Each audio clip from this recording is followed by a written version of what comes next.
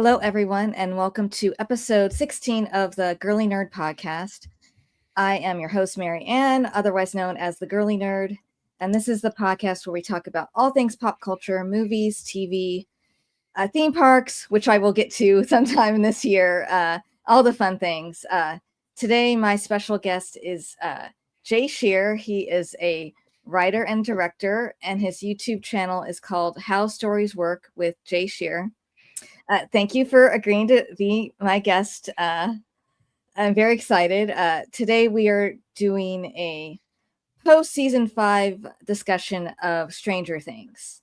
A couple weeks ago, I did another Stranger Things video with my friend Gisani. We talked about, we ranked our favorite characters. So if you haven't checked that out, please go and check that out. That was a lot of fun. Our lists were quite similar, but there was a few differences here and there. Which was funny is our 1 and 3 were like the same people, but flipped. Nice. That's cool. And I think one of them was the same. I don't remember, but anyway, so what I want to start with is what you thought of the finale and then the season in general. So Cool. what were your thoughts on the series finale? Yeah. Well, first of all, thanks for having me on. I really appreciate it. It should be a really fun conversation. I love Stranger Things, so this is going to be great. I was really pleased with the series finale. Watched Volume 1. I liked Volume 1 a lot, but there were a couple things about Volume 1 that I thought, as a writer and a director, unfortunately, the thing that I always run across is that you learn when you start to educate yourself on like, okay, well, what's great storytelling and what's good storytelling and what's bad storytelling and all the in-betweens, right? You start to develop preferences for how you would do things if you were going to do it. And undoubtedly, like, people do things differently than you would do it. And then you kind of go, oh, okay, that's kind of weird. And I've been a huge fan of the Duffer Brothers for 10 years now, right? So like Volume 1, I liked a lot. I had a couple minor issues with it.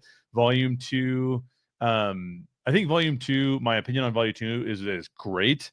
It's just that there are some pretty significant pacing issues in Volume 2 that I understood why they existed, so they didn't bother me that much, but I acknowledge that they're there. And then the finale, I thought was fantastic. What I've been telling people about the finale and my opinion on it is that, does it have problems? Absolutely. And there's plenty of people talking about those problems. It's not like Lost. People seem to forget like how Lost ended and like the problems that finale presented, which were pretty extreme in some cases. So, and for me, it's a 10 out of 10, not because it's perfect, but because I got what I needed out of a finale. So for me, I'm kind of like I'm watching it as a fan and I'm going, what do I need to get from this? How do they need to land the plane in order for me to be satisfied? And I was very satisfied with the finale. I thought it was phenomenal. Does it have problems? Absolutely. But all things have some sort of problems. So yeah, I liked it. I liked it a lot. What about you? Yeah, I was overall very happy with it. I want to give it a 10 out of 10, but like I have very similar feelings to you. I enjoyed the first like Volume 1. I enjoyed it. It was not perfect, but I enjoyed it a lot.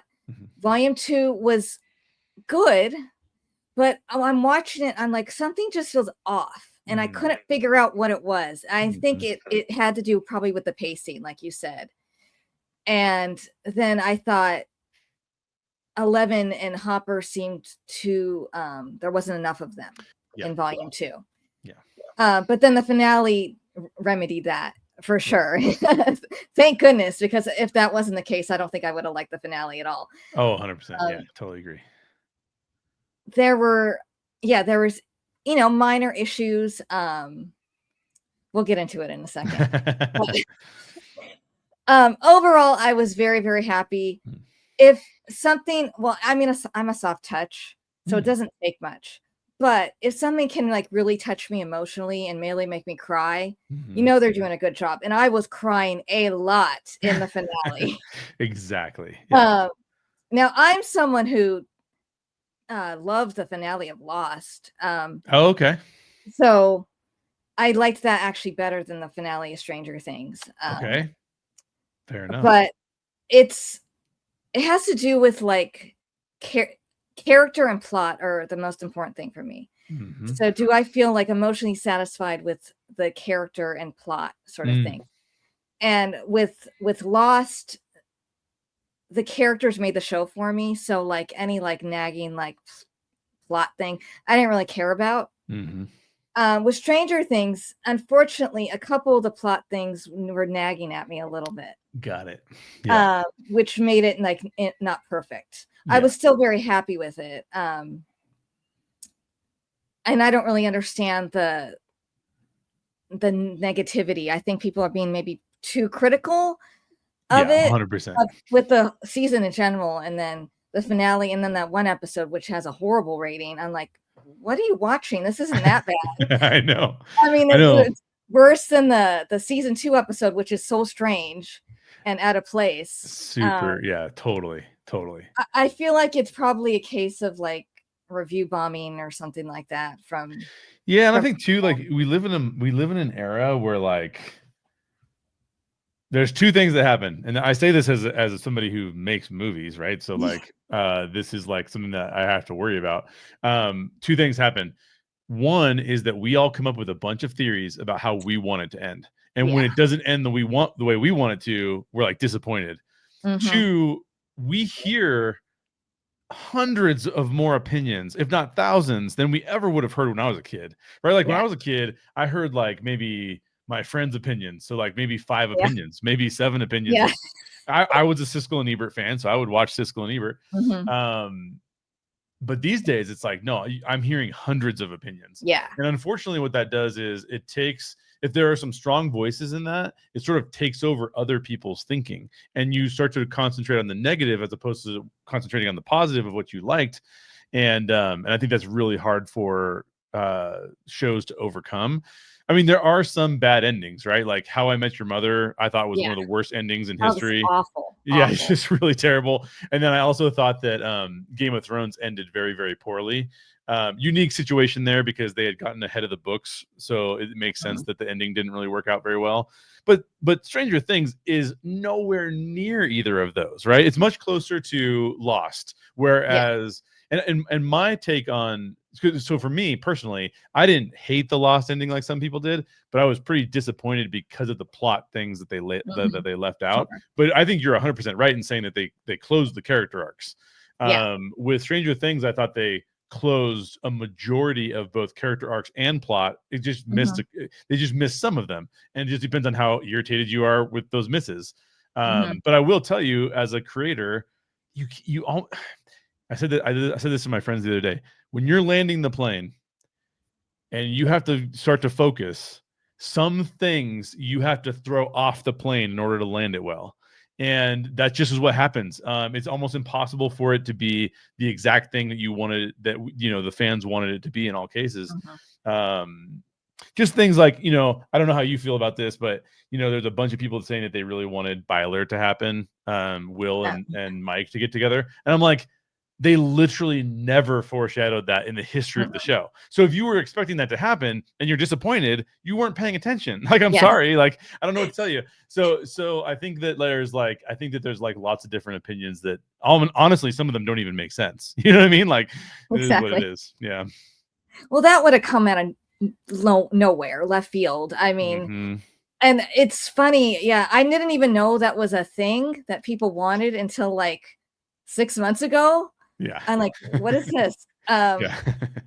You know, bless them for thinking that. But if they like the two characters together, you know, that's fine. But I'm like, totally, they're not gonna abandon the 6-year relationship or 5-year relationship out of the blue. You know, 11 and Mike have, like, since the first episode, have been like these little soulmates. So I'm like, they're not gonna all of a sudden change that.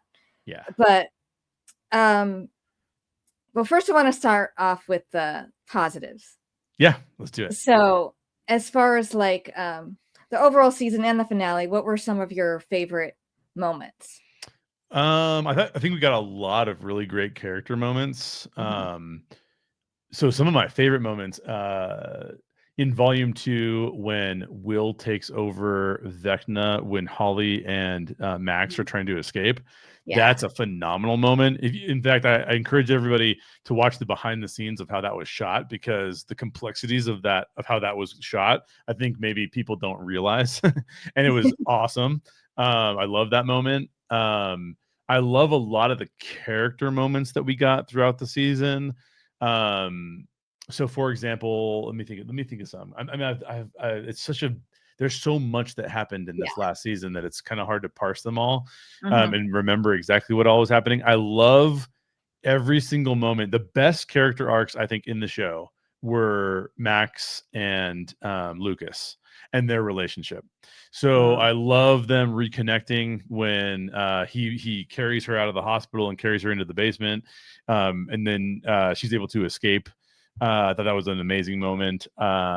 Mostly not so much the demo dogs attacking them in the basement, which I think had some pacing issues, but more so like the aftermath of that, right? Where she wakes up on the table and they get to reconnect. I love the way that their relationship is handled in the finale as well. So I'm a huge fan of that.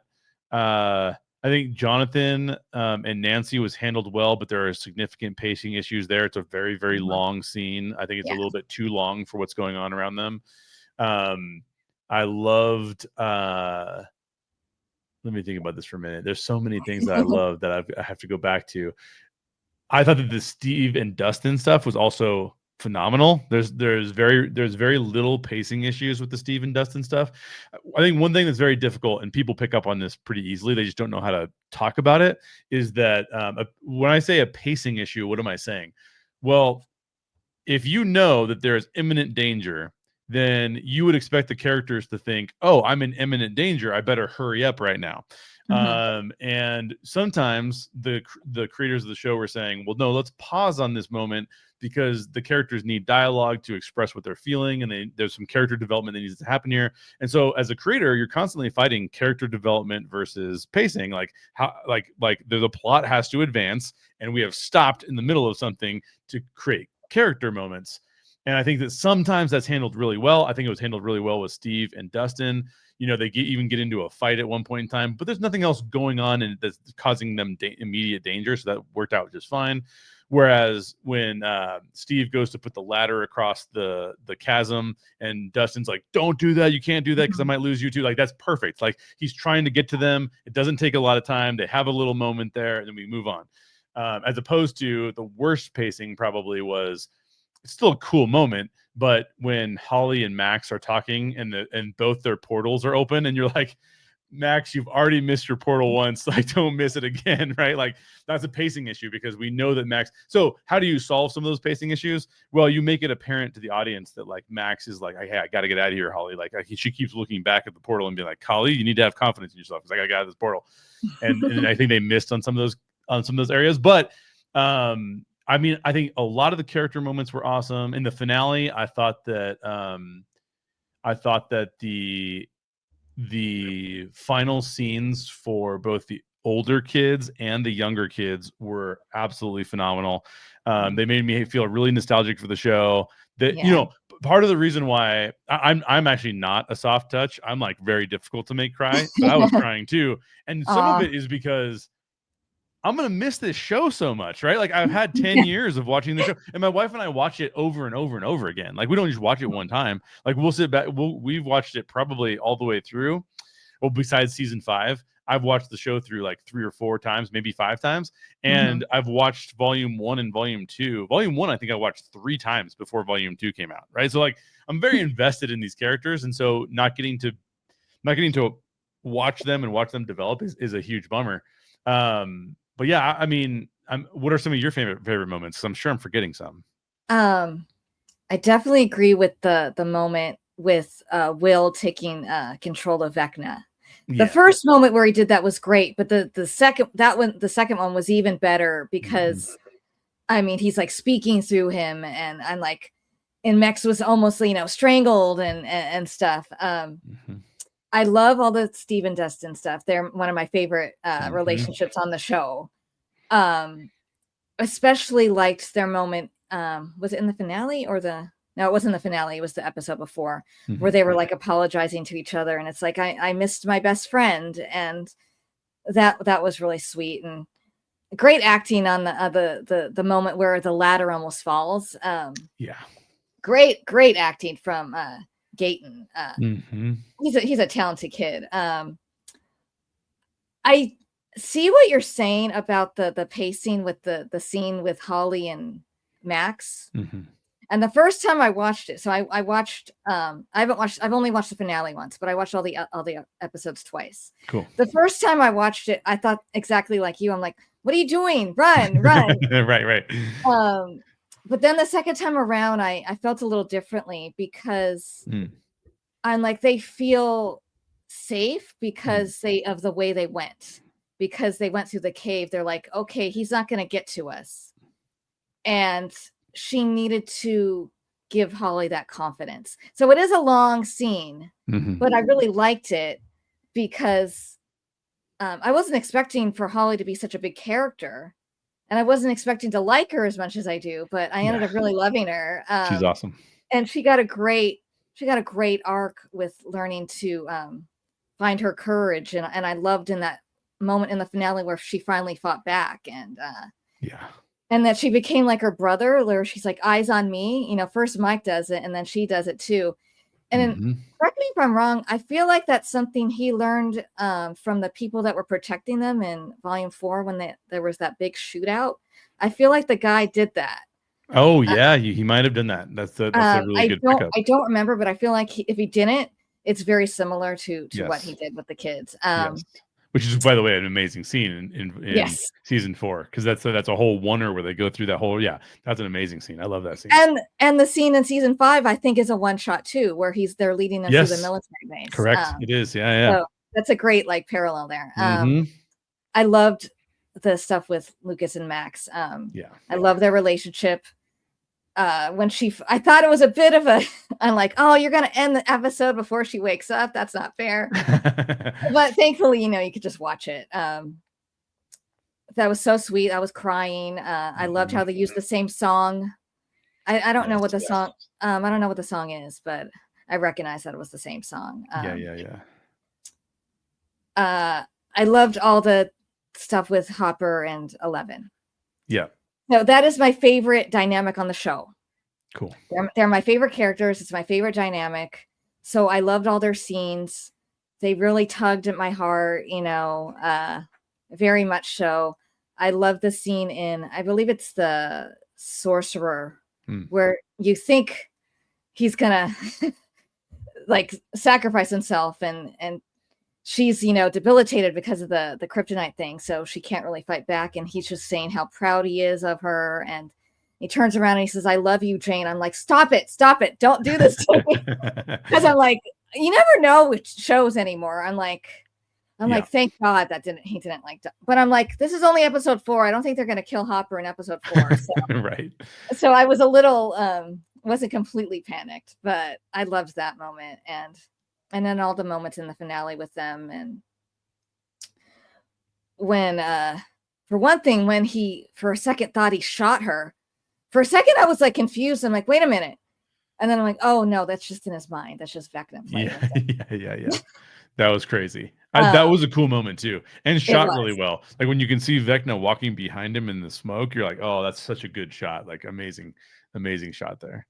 But the moment when she takes off the hair tie, which a lot of people, I don't think, caught that, that's a seasons long thing that she was wearing that. It's a whole thing on my episode where we were kind of on our favorite characters. My friend, she'd never noticed that before. So I thought that was really, really well done. Yeah, that was awesome. I loved Joyce and Hopper getting engaged. Yeah. That was really sweet. And then his conversation with Mike. I love that moment too, because Mike really needed that really badly. So that was a perfect moment for them. Yeah, that's a great one. Because it really shows how far Hopper's character has come. Exactly. That's why it's so okay, let me ask you this. before I get to that. And then I loved the final fight. I thought that was really well done. Same. Yeah, I did How too. everyone participated, and Mhm. it reminded me a lot of the fight in season 3 in the mall, Mhm. except this time you got 11 that has her powers, and then Will has powers too. You know, he can channel Vecna, and all Yep. that was so cool. And then I loved that they gave Joyce that moment. Yes. And Great moment from Joyce. you know, she's got the axe again like she had in season 1. And now I'm someone who really kind of hates excessive cursing in general, and Mhm. especially in TV. Yeah. You know, when every other word is an F-bomb, you know, it kind of loses its meaning, Right. you know? Right. But in this case, this was the first and only one, and it made it so much more powerful, which is that you effed with the wrong family. I'm like, Yeah. yeah, this is. And that whole montage where each blow is each person remembering what he did to them. I thought that was so powerful and so well done. Mhm. I agree. So getting to like the big thing, like the big question, Mm. like, is 11 dead, or is she did she, you know, fake her death? Yeah. Now going into the finale, so I watched with my mom. Mm. So I told her my prediction. I'm like, I think 11's gonna fake her death. Ah. But I wasn't sure whether they would know she did or not. I go, I'm Mm. not sure about that. I had one idea of something that could happen that didn't end up happening. Mm. But so I'm someone who thinks however you take that probably depends on the kind of person you are. Right. Are you a pessimistic person, you know, matter of fact, you know, you're not very hopeful. You're going, she's dead. You know, there's no way. There's just no way she could survive. And if you're a more hopeful person, you probably go, no, yeah, she got away, you know. Yeah. Now I think she faked her death. Mm. I think that, one, because I'm a hopeful person and I think that's a nicer ending. Mm-hmm. And two, because I think there's far too many things in favor of it. Mm. I think there was a lot of foreshadowing, just so many things that you go, there's more in favor of her faking it than there's not, in my Mm-hmm. opinion. Mm-hmm. You know, there's those things that they call it like her kryptonite. I don't know what the things are called, but Yeah. Yeah. when she's in the gate, you know, she's just standing there. She's not affected by anything. She's just standing there with nothing really moving. Her nose isn't bleeding, you know, after she talked to Right. Mike in the void. I even thought halfway through the episode, I told my mom, I'm like, I feel bad about Callie, but I'm like, if she's even dead, I'm like, maybe she's not even really dead, or she's not as bad as you think she is. Right. And then when they're saying all these things, you know, they're showing the clips of it. I'm like, if all these other things are real, I'm like, I have to believe what you're seeing with 11 is real. And plus, I think it's be a little too bleak. Mm. Mm. If she was just dead, because I feel like it would render so many of the speeches in the whole season, and especially the episode, kind of like pointless in a Mm. way, especially what Hopper says, you know, you fight for a life beyond Hawkins. Mm. And then she's not there anymore, obviously. I kind of figured she wouldn't be able to just stay there. Right.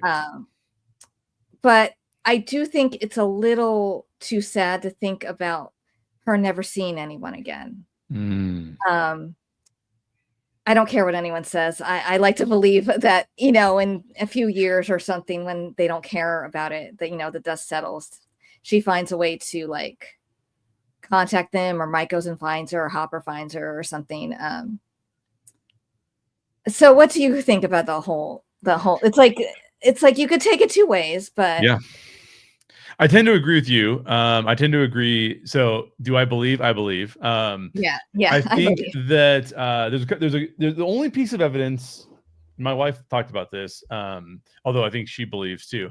The only piece of evidence that is compelling against that being the case Mhm. is that 8 would have had to fake her death with Hopper, so that Hopper, because Hopper thinks she's dead. And she would have had to get out of that building before they blow it up, right? Like, so they use the C4 to blow up the everything. And so I think that's the only evidence for her not being alive. Otherwise, I think it's like easy. It's like, oh yeah, then she's got to be alive. All the things you presented, I think, are very true. The only thing I would reframe in my mind, and this is very similar to Jyn Erso and Cassian Andor at the end of Rogue One, is I do think that there is usually doing good things does require some sort of sacrifice. We would say the ultimate sacrifice is to give up someone's life, right? But I think that you don't always have to give up your life to make a big sacrifice. And so that therefore 11, disconnecting from the friends that she's had for the last, 7 years or something like that? 6 years? I think is a big enough sacrifice that I think that those kinds of things, those sacrifices that are made for other people around you, are the most heroic things you can do. I've heard people online argue that, like, oh, I'm so tired of like Western kind of cowboy deaths where I have to sacrifice myself to save other people. I disagree with that. I think that true acts of meaning usually have some level of sacrifice. So I'm okay. The only difference I have between you and me is that I'm okay if 11 never sees them again because she's made the sacrifice. Would I love for her to see them again? Of course I'd love for them to connect again, and maybe we'll get that down the road. But for me, I think to myself, the biggest acts of heroism are the acts where you say, I lose a lot to be able to save other people, right? To be able to help other people. And so I like that aspect of it. And I like the fact that she does that in that moment. But I also do think she's faked her death and she doesn't actually die. So I'm kind of in that kind of boat. But for me, it's a very satisfying ending for Elle and for Mike and for Hopper, mostly because of the scene that we just talked about, where Hopper talks to Mike, and they have this moment where Hopper realizes that the reason why Hopper, we find him in season 1, and he's so demoralized and he's not taking care of himself, and the implication is he's sleeping around with everybody in town, and he's drinking too much, and he's, mornings are for coffee and contemplation. The reason that's the case is because of his daughter passing away. And so for him to have this full circle moment, like you mentioned, this full circle moment where he's talking to Mike and he's saying, like, hey, Mike, it's not your fault and you just have to move on, means that he's adopted that thinking for himself, and now he's able to kind of live out the better years with now Joyce and overcoming some of that stuff. So I think all of those reasons are reasons that I'm okay with her not coming back. But I do think if there's an extended period of separation, call it 10 years, call it whatever, however long, if we ever get like a Hawkins reunion, I'd love to see her come back. You know what I mean? But yeah, that's kind of how I take it. I understand what you're saying there, especially since it's like, I knew she would have to make some kind of sacrifice, right, whether her life or sacrifice, seeing all her loved ones again. But yeah, this is the major difference between us, because her life was so awful. Yeah. And she was just this little baby, so abused. I just think it's a bit too sad to think that she would never get to see these people ever again. Yeah. I don't expect it to happen in like 6 months where everything's okay or something like that. It probably had to be like years or something. Sure. That's the positive, that's the optimistic side of me, and wanting the best for her, because she just arguably suffered more than any other character on the show. I mean, they all went through crap, but right. I mean, she had her complete childhood stolen from her. She was made to be a weapon. She did. So that's why the finale isn't perfect, because I would have maybe liked one instance where it was slightly less ambiguous. Okay. Fair. The thing I had predicted was one that was gonna fake her death, and then like the last moment was Mike like hearing something on the walkie-talkie or radio or something, like just a little bit, and then it just ends. Yeah, that's kind of what I thought might happen, because that was such a big thing with their relationship when she disappeared the first time. Yep. He was always on the radio and she always could hear him. Yep. I even thought maybe the static at the graduation was like something. I don't think it is, now that I think about it, but I think that's just him sort of figuring it out. Right.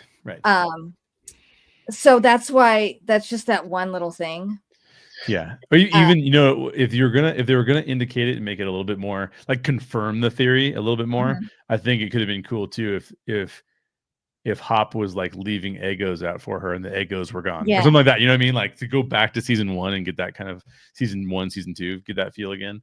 But I totally hear you. I was going to ask you, because my mom said, I think Hopper suspects too that she's not dead because he's like in a really good place. I'm like, well, I mean, you could take that two ways. You could take it that he's just come a long way, which I think is true. Yeah. Or you could take it, yes, that's true, but also maybe he has this like suspicion or something that maybe she's okay, but he's okay with her being away from him. Yeah. Because he wanted to keep her so close, which you understand. You can understand. What was the other thing I was going to say? I lost my train of thought. But I think for me, I think it's better if Mike believes that she escaped and that he won't be in touch with her anytime soon for his character arc to be solid. Yeah. And I think it's better if Hopper thinks that she's not alive anymore. Mostly because I think that Hopper's character journey is understanding what it means to live with tragedy and not let tragedy let you sink into this pit of despair that you can't get out of, right? And so I think that it kind of shows us that like he really feels like a dad to Jonathan and Will, right? Like he's there taking pictures and he's kind of like making jokes about it and stuff like that. And so it seems to me that I think that I really like, and this is where you and I would be very different in this regard, but I love tragedies. And the reason why I love tragedies is because to me, they speak to a shared human experience that a lot of us have, is that we lose things in life, right? Like that we won't always get them back. And so sometimes, don't get me wrong, I love a happy ending too, but like I love also the endings that are like, oh, that was like bittersweet in the way that it ended, right? Like there was tragedy, but we learned from the tragedy. And that's why I think Hopper's arc works better if he thinks that she's dead, because then it's more of an arc of like overcoming that thing inside us that wants to retreat from the world, which he's been doing and for a long time, and actually be able to reinvest in the world, which I think is really strong. But again, I think that the cool thing about a more open-ended ending, and I know that I'm probably on the scale of people that like open-ending endings better than the normal person, is that you do get to decide what works for you and what doesn't work for you, and they do leave it open for you to create a bit of, like, you're intended to create a bit of fan fiction. There's some fan fiction that I think is created because it's like wish fulfillment, like we talked about earlier with like Will and Mike getting together. That's more of a wish fulfillment fan fiction, right? Where we say like, oh, okay, I wish the story was about this, even though it's about this other thing. Yeah. But when the storytellers choose to leave it open, they're basically kind of saying to you like, hey, we want you to become kind of comfortable in this space in whichever way you want to. And I did like that about it. I do think that you're right that those things can be frustrating though, because sometimes you're like, oh, come to a conclusion, you know. I think that I felt that way last night because I saw Marty Supreme last night, and I would argue, I'm not going to spoil anything, but I would argue that the ending of Marty Supreme is pretty vague. And I was like, I wanted it to say something, and I don't think it said that. And so I think it depends on the scenario about whether or not I'm frustrated with it. With Stranger Things, I thought that it worked really well, but there's others, and then like Inception, I think it works really well at the end of Inception. Yeah. But then there are other movies where I'm like, man, that didn't work at all, because I feel like they should have come to a conclusion and they didn't, and now I don't know how to take this story that you told me. I'm trying to find meaning in the story, and I can't find any meaning, and that's where it gets a lot more difficult. So yeah, I think you can take it. You can take it whichever way you want to, and they left it kind of perfectly open. But I get what you're saying. It can be really frustrating to have a non-closure. But I was still fine with it, even though I would have liked that. It didn't ruin it or anything for me. Cool. That's cool. I still loved. I still said I loved it. You know. Yeah. Yeah. Totally. It's just not perfect. The one thing, there was two things that bothered me. One, what the heck happened to Paul Reiser's character? Oh yeah, I wondered that myself. I'm like, I kept waiting for him to show up. I'm like, that's a big character to just not even say a sentence about. They just dropped it. It was very strange and confusing to me. Yep. And I'm like, he was like one of the only people in that position that cared about these kids, cared about 11, cared about Will.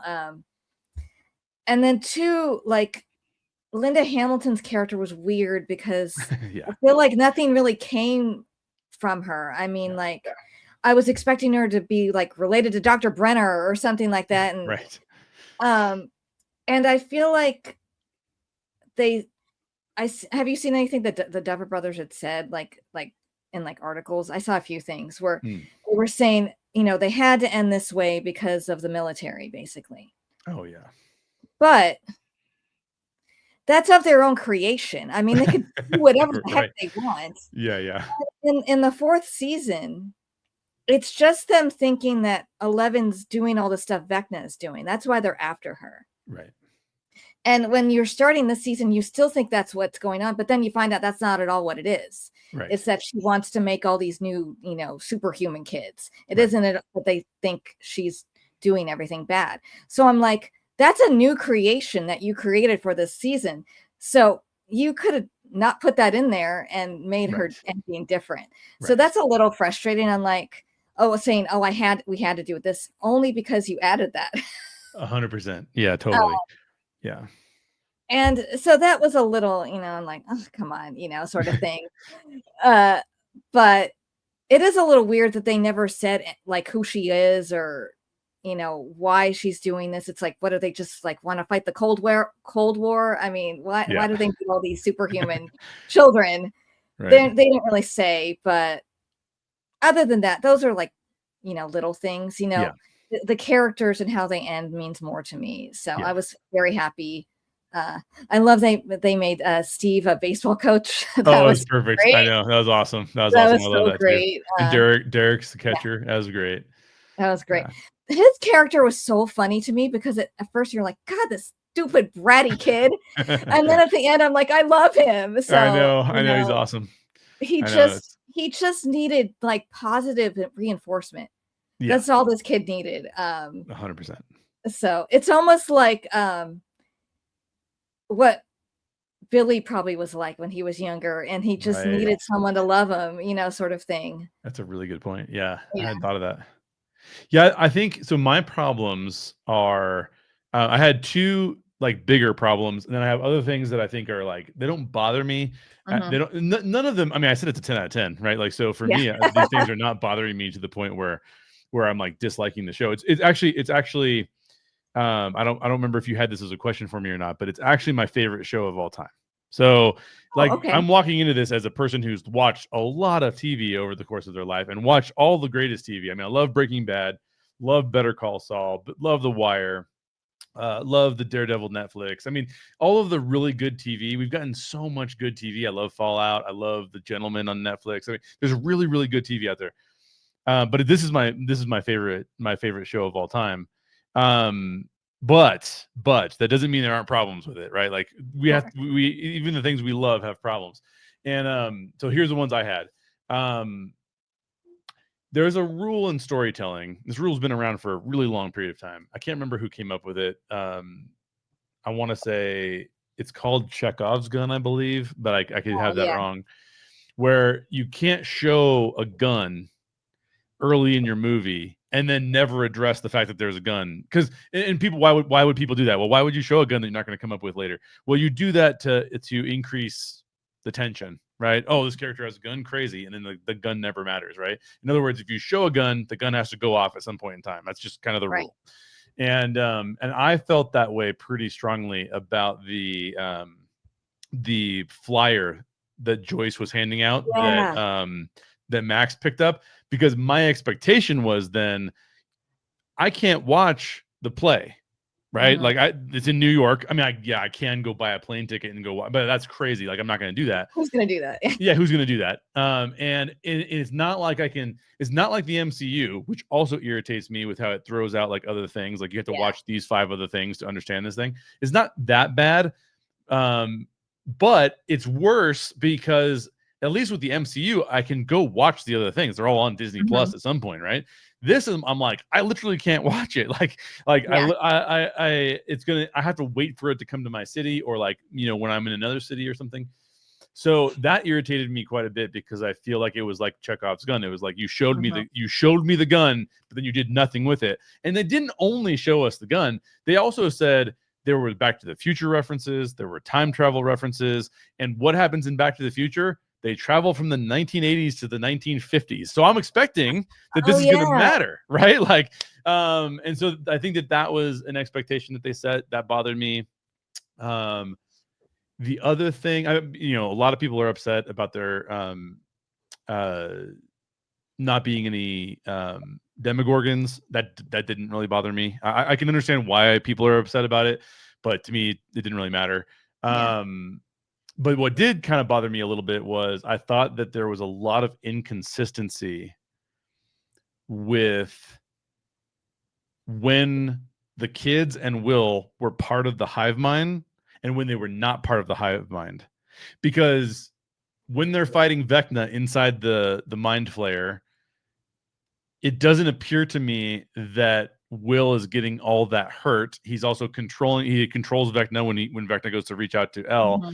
And so I felt like there's some confusion for me about like, well, when is he in the hive mind and also getting hurt? How does he not escape from the hive mind? How is he not killed when Vecna's killed? Like these are things that I don't quite understand. Did it bother me all that much? Like, no. One other thing I thought of as you were talking, this is another thing that I think that you could complain about, but I wouldn't. I did complain about this earlier in the season, and then I just kind of let it go. Was that in season 4, I loved what Vecna was doing, because he was going after the teenagers who had lived enough life to feel like a shame and guilt, where he could trick them into sort of like not self-choosing to be part of his schemes, but drawing them in so that he could end them, basically, right? And then all of a sudden in season 4, it's kind of like, yeah, I've given up on that. I'm just getting kids now because kids are dumb. It's basically what he's saying, right? And that kind of irritated me, because I was like, actually, you were really effective at the other thing. Why did you all of a sudden give up and go after kids? That to me was not like there was no reason given that made sense to me about that specifically. So there's plenty of things that I've seen people complain about. But again, and one of the things that I won't rant about it here, because I've ranted about it on other podcasts. I'm sure I'll rant about it in other areas too. People will use the term plot hole and not understand what plot hole means at all. And so they'll say things like, well, this is a huge plot hole. And it's kind of like, that's not a plot hole. That's just it was shown off screen. It would have happened off screen or something else. Like, I don't think you get to say it's a plot hole. So most of the people's complaints, I felt like, fell into that category where it's like, I mean, they didn't tell you were to expect that, and you just kind of expected it anyways. But yeah, no, I think those are some minor issues that I had. And like I said, the season's, not a perfect season, but I don't expect the seasons to be perfect. You know what I mean? Like, to have that expectation is you're probably relying too much on creators to solve all your problems, and they're not going to. I definitely agree about the thing with when they show the 50s in the flyer. I thought something was going to come from that. I watched some sort of like recap of the play on YouTube, and it was complicated and I was getting confused. I'm like, and none of that. I mean, they never even acknowledged that they knew him. I know, that was the craziest part. That was really weird. Yeah. I guess it didn't matter in the end. Yeah. You would think that if they said to Joyce or Hopper or the Wheelers, by the way, this is Henry Creel that's doing this, and it's be like, oh, Henry Creel that was in the play with us back in the 50s, you know, like you would expect that to be the case. But yeah, that was, I'm hoping that the play ends with like Henry / Vecna sort of like erasing their memories about him somehow. But yeah, I don't know if that even happens. So I haven't seen the play. I don't remember what they said. Yeah. There was a lot of information. I'm like, I can't keep up with this. Right. I never thought about the difference between him going after teenagers versus kids. The only thing I can think of is his goal with them is different. So yes, that's true. You know, one, he needs them dead. Yeah. And two, he just needs their body, and they weren't dead. Yeah. They were just a vessel. So it's not the same thing. It is a different thing. Yeah, you're right. And they can be really easily manipulated more so than a teenager. Right. Into believing, you know, he's just a sweet, you know, nice man. Right. You know, I'm like, do kids not know Stranger Danger in the 80s? I was a little too young. I was born in the 80s, but I was still much younger than all these characters. So, yeah. But yeah, overall, still a good season. Great finale. Agree. Now, I wanted to rank the first, not without going into too much detail. Yeah. Rank the seasons and then rank like the finales. Mm-hmm. So how would you rank the seasons? So season one, it's hard. It is difficult, but mine is season one is still my favorite. I think the season one is just handled so well, all the way through. Season 4 is my second favorite because I think that the way that they handled everything in season 4 was phenomenal. Then I have a hard time because I've seen season 3 several times and I've seen season 5 several times now too, but recency bias is really tough. So I can't tell if season 3 or season 5 is my preferred number 3. Mm-hmm. But they're 3 and 4, and then 2 is my last. So I just can't decide on which one's 3 and which one's 4. They're kind of coming into a tie right now. Season 3 I really enjoy because, you know, I was born in the early 80s, so I remember going to the mall, and it's kind of more of a fun season, which I think was really needed and necessary after season 2, which is such a dark season. It's just so heavy that I kind of felt like, I think we needed some levity here, and they gave us that levity in season 3. So, but season 5 has a lot of cool moments for these characters that we've been seeing for 10 years. So I can't decide, but what are yours? I have season 1 first, but and then I had season 3, and they're almost even. They are almost even. It's really hard to decide. Season 1 is just so perfect. You know, it's like a perfect little story. And then, but season 3, I remember going to the mall, and I love all that, the fun summer vibes and the colors and all the different character, you know, variations, you know, Joyce and Hopper and Murray and all the kids together. And the whole thing with Billy was really done really well. And I love getting to see 11 as a regular kid. Yes. You know, it was so nice for her. And even though I said this on my other video, even though I love Mike and 11, I think they are so sweet. I cracked up when she goes up to him and she says, "I dump your ass." And I'm like, that was great. She needed some just time for herself away from him. And 100%. She got to have a girlfriend, you know, a real friend. And actually, let me just pause right there. That was one thing in season 5 that I was a little bit disappointed in. Is when Max wakes up, I expected Elle to run in and give her a big hug, and the fact that she doesn't do that, I'm like, this is her best friend. This is her best girlfriend. Like that was a little bit of a bummer because of season 3 and how close they are in season 3, which is amazing. Third, I have season 4. I think that season is just amazing. Because I think it handles, because it's so spread out. And it handles it so well. It's so well paced. You never feel like you're away from anyone too long. Yep. I feel like all the character arcs, all the payoffs are so good at the end of that season. I feel like it's especially the way that they're all doing something at the very end that matters. Yes. You know, they're all in different locations doing something.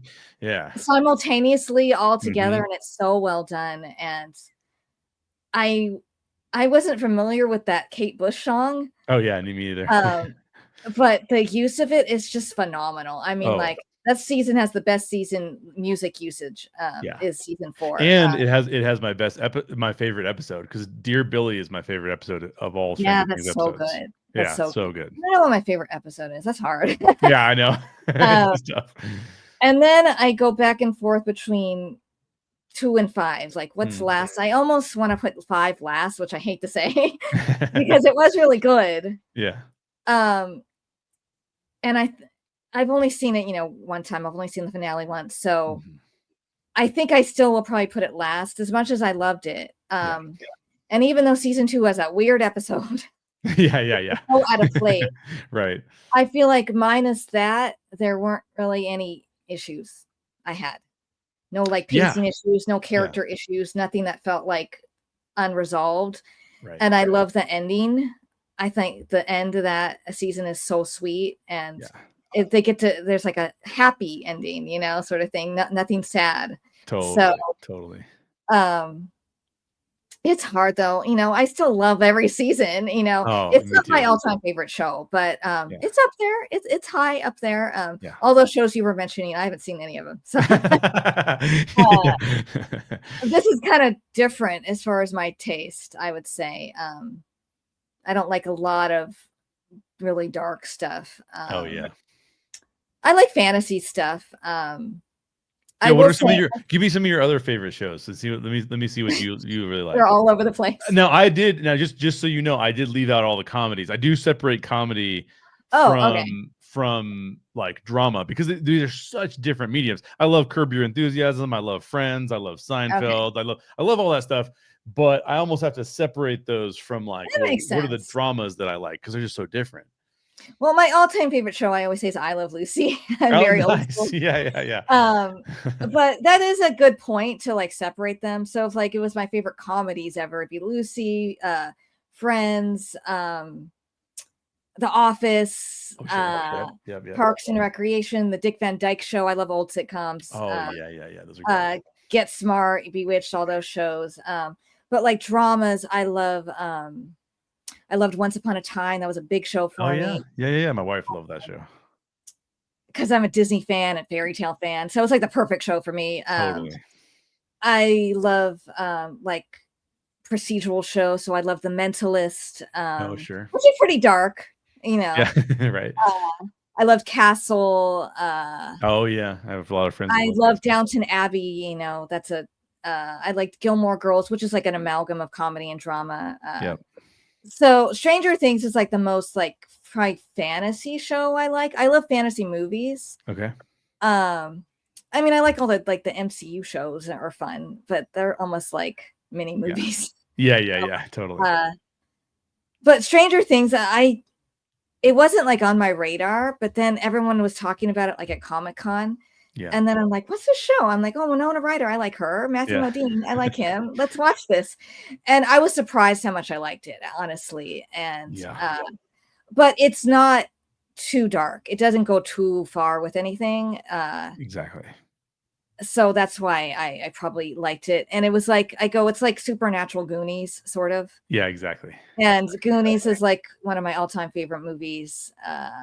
On my Letterboxd, it's like number 3. So nice. That's awesome. You and I like very different, because I've never seen Castle. I've never seen The Mentalist. Most of the shows that you talked about, besides like some of the sitcoms, I've never seen. So it's pretty amazing that you and I can both sit on a show and be like, it wasn't perfect, but we both really liked it. And we have just such different like takes about what other things we watch. So that just means you really nailed it, even though there might be a lot of criticism, like you really nailed it if you got all of the general market. One of the things that we talk about, I'm a lot of times I'm a guest on Orange Grove 55, and I have a show over there that I'd never get to do because I'm too busy doing other stuff.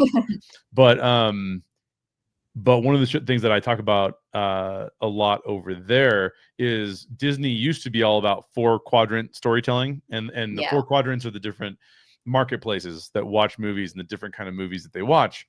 And it's very difficult in the modern day to have a 4-quadrant show.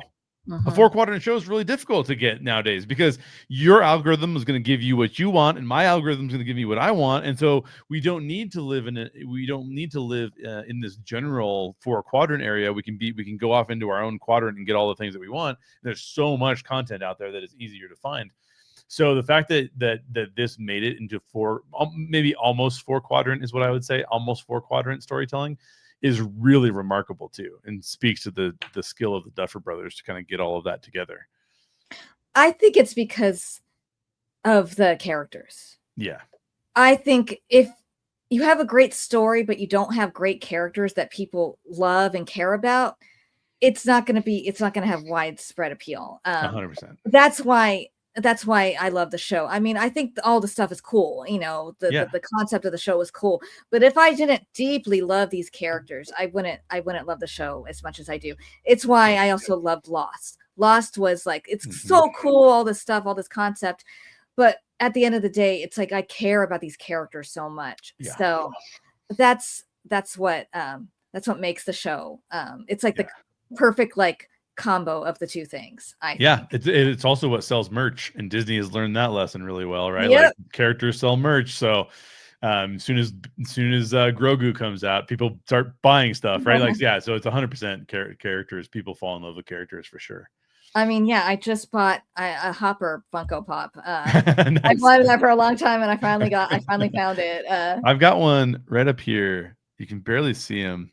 I think he's the one on the side, but he might be. I'm pretty sure he's that one. And it's the one where he's wearing the when he goes on a date with Joyce, and he has the Hawaiian shirt. I love that one too. Yeah. That's the one I got. That's the other one I liked. I'm like, I only have the Hopper policeman one. That one's awesome. I will probably get more. You know, I was kind of waiting to see. I'm like, am I gonna like that? If I don't like the finale, I'm like, I don't want to buy anything else. But I'm like, I'm always gonna love Hopper. So yeah.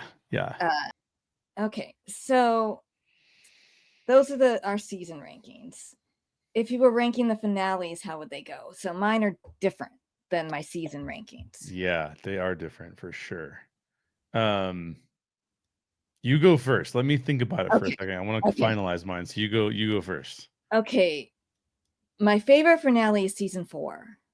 I think that's the easy one for me as well, because that's my favorite. I'm pretty sure. But keep going. Yeah. I'll see what else we got here. So great. Like, for all the reasons I said. So well paced. So I mean, all the payoffs. I mean, like when like I said, Hopper and 11 are my favorite. So when he comes in and they hug and she's like, I kept the door open 3 inches. I just like, this is just so good. Amazing.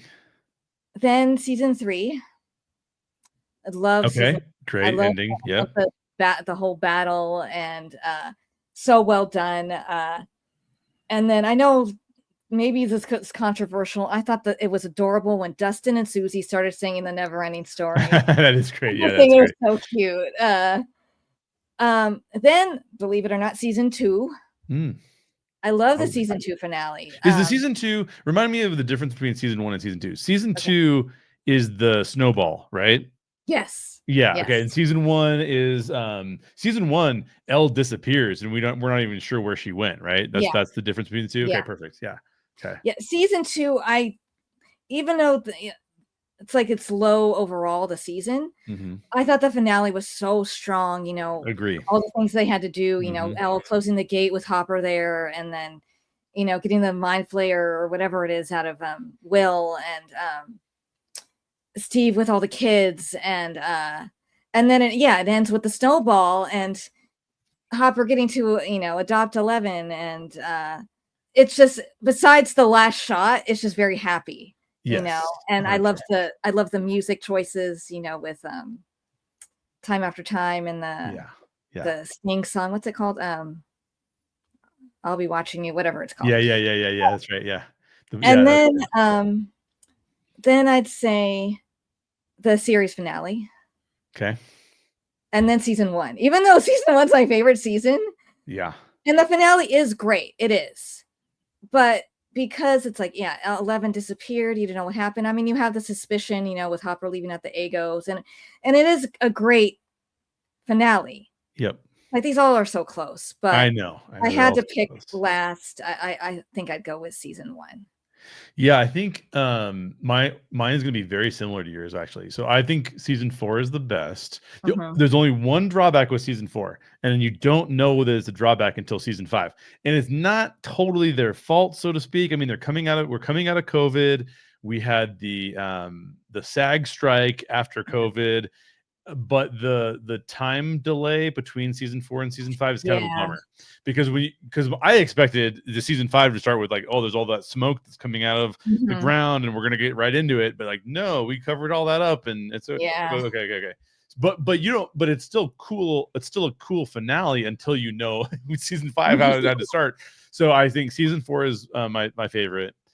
I think that season 2 is my number 2. So I'm right there with you. I think that season 5 is my number 3 though. And Okay. then I would go end of season 3, end of season 1. So it's fascinating because season 1 is my favorite season, but it's my least Yeah. favorite Yeah. finale. So yeah, that's probably how I would rank them. I'm having a little bit of a hard time remembering, only because I've seen the show so many times and I've watched so many episodes, especially this year, or I should say last year, that I'm getting confused about when the endings were and what the endings were. Mhm. So I can't even hardly remember what season 3's ending was. Besides the end battle in the mall, that's very vivid in my mind. But I think I would put that one in 4th without having watched it again. Yeah, so yeah, I'm very close to your ranking though. We're very similar. Season 3, even though I'm bawling my eyes out, it's when 11's reading Hopper's letter. Oh yeah, that's a And I great just thought moment. that was so Yeah, poignant and really well yeah, done, even though, because I'm like, "Is he dead? Oh, no, wait." But yeah. then we have that little tease, I'm like, "Oh, okay." Yes, yes, Then I'll like it. I yes, like it more. I like it yes, more. yes, Because yes. if he was dead, I would not be happy Yeah, at all. exactly. Yeah, totally. Um, so I thought we could just briefly talk about just some of our favorite characters and, like, just moments with them. You can go. So if you had to pick one favorite character, who would you pick? Ooh, one is so hard. If I had to pick one, I would just go with Steve. I mean, Steve is kind of like the character who. Now, granted, Steve's main character arc happens in season 1, and it's a remarkable Mhm. character arc, because you do not like Steve when he first shows up, and everything about that character tells you should dislike him, but you Yeah. just really like Joe Keery ultimately, and so did the Duffers, and the Duffers were like, we got to keep this guy around. I do think that his character arc gets a little bit less. It is not as drastic ever again in season 1. It's kind of like he just Yeah. takes these small little arcs as we move forward through the rest of them. But he's just such a consistently good character. So if you made me pick one character, I would be like, okay, I think it's probably Steve. Um, I don't think there's a character I dislike. I don't. When I say that, there are some characters, like for example, I think that Vecna is a fantastic character. Now he's Mhm. not my favorite character because he's a dirtbag, but Yeah. Jimmy Campbell Bower, I mean, his acting is off the Amazing. charts amazing. So Yeah, good. he deserves an Emmy so bad. So there's not a character I dislike, although I will say that Dr. K, you said this earlier, and I didn't mention this. Dr. K does not work for me either. Because you have Linda Hamilton, she's like a Hollywood legend, I and like know. what you do with her is a little bit like, oh man, she's just lost Like, in the shuffle. Yeah, yeah. exactly. It just doesn't matter. Um, but even like, I think that Dr. Brenner is a fantastic character because you Mhm. kind of like him at points, but then you hate him at points. Yeah. Which is really, really good way of handling characters. I mean, Lost does that really well. I mean, like, Mhm. uh, what was the doctor's name in Lost? Jack something. Jack, yeah. Okay, Jack, for example, goes through a complete 180 of a character arc, right? Like he's the guy that doesn't believe in anything supernatural. He doesn't Mhm. want to do it, and he completely changes over by the time the show's ended. So he goes through a lot of a character arc. But yes, getting back to Stranger Things, though, I mean, like, I would also put up there. I who are my top three? Hopper has got to be in the top three as well. Yeah. And then Yeah. I've always been a huge fan of Lucas and Max. So it's really hard for me to even choose three characters. People really disliked Lucas in season 1. And I was sitting there watching season 1 being like, this is how I would have been. You know what I mean? Like, I would have been the one that would have been like, why do we have this girl in our basement? Like, this is weird, guys. We should tell people. So I really like Lucas. And I think Max is a phenomenal character. And a lot of that is that I think Sadie Sink is one of the best performers in the series. A series full of amazing performers. Her and Jamie Campbell Bower stand out to me as being like phenomenal actors. So yeah, I think I know I gave you 4, but that's like literally there's like, I mean, it's hard for me to say I don't like a character. It's easier for me to come up with characters I don't like in Stranger Things and just be like, oh yeah, it's these 3, than it is for me to come up with characters because I'm like, I like all of them. You know, so it's kind of crazy. What about you? What are your favorites? You did a whole show on it, right? I'll say that again. Oh yes, I did. If I only had to pick one, I pick Hopper. Okay. It's just he has such a great arc. He's such David Harbour, amazing performance through the whole show. So many great moments.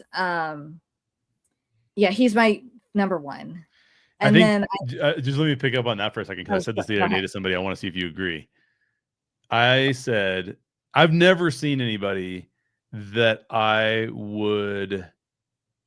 never seen another actor that I thought could replace Harrison Ford until I saw David Harbour in Stranger Things. And then I said, wait a minute, because I'm kind of one of those people that's like, don't recast Indiana Jones, just do animated Indiana Jones. Like I don't want, because you can't get Indiana Jones if you don't have Harrison Ford.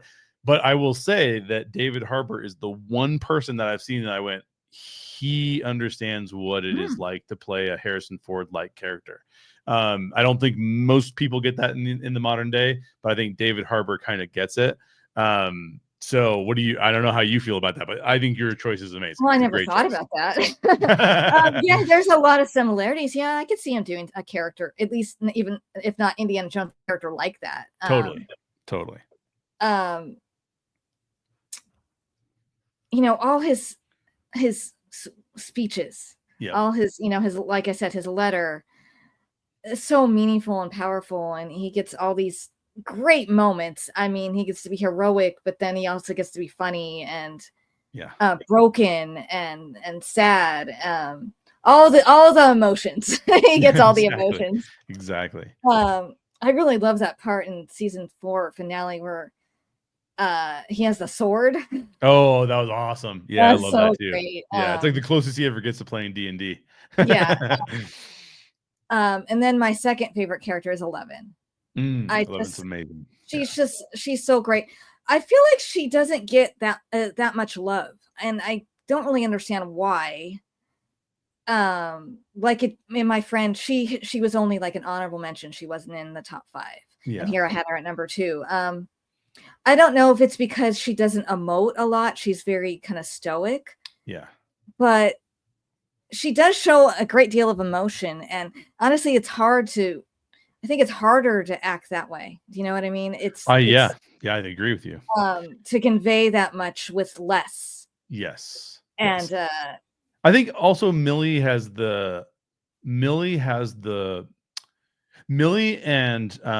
Noah have the hardest lifts in terms of what's being asked of them over a 10-year period. Yeah. Where they're only supposed to age like 3 years or whatever it is, right? Like, you know, like I guess 6 years by the time it finally ends, but like 3 years for the majority of it.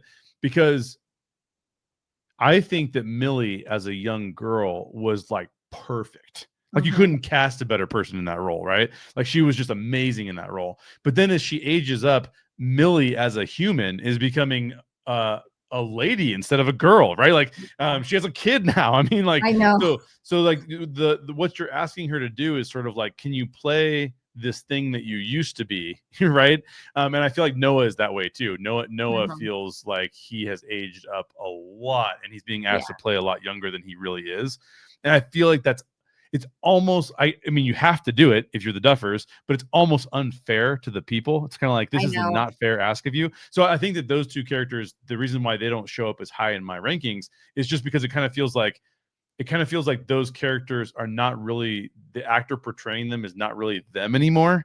And they're still doing a great job acting, but it just feels like I have a little tiny bit of a fraction of a disconnect that I don't have with a Hopper, or I don't have with a Dustin, Yeah. or I don't have with some of the other people, Steve, or I mean, I didn't mention Nancy, but I love Nancy too, to be honest. I Like love Nancy, her yeah. being a Rambo at the end of it's awesome. Anyway, sorry, Yeah. you continue with your list. I also love Steve, like you. I love Yeah. Steve. I love his arc. You're right. It's pretty. He stays pretty steady then, but where he goes, I just loved. I love that moment. That moment he turns in the first season when he's like, "What the heck did I do? Yeah. This was so stupid." Yeah. And then he shows up at the house and they tell him to leave, and then he decides to go back in anyway, and he has that, that bat flip. I'm like, oh man, I love him. So good. So awesome. And then I love the dynamic with him and Dustin, and Amazing. him and Robin too. I think 100%, yep. I was asking my mom earlier, I'm like, what is your favorite moment with Steve? And she said them in the season 3 in the bathroom when she comes out to him. And it's like, you see this look on her face. She's so scared, like, oh no, he's going to hate me. And because he was like pouring his heart out.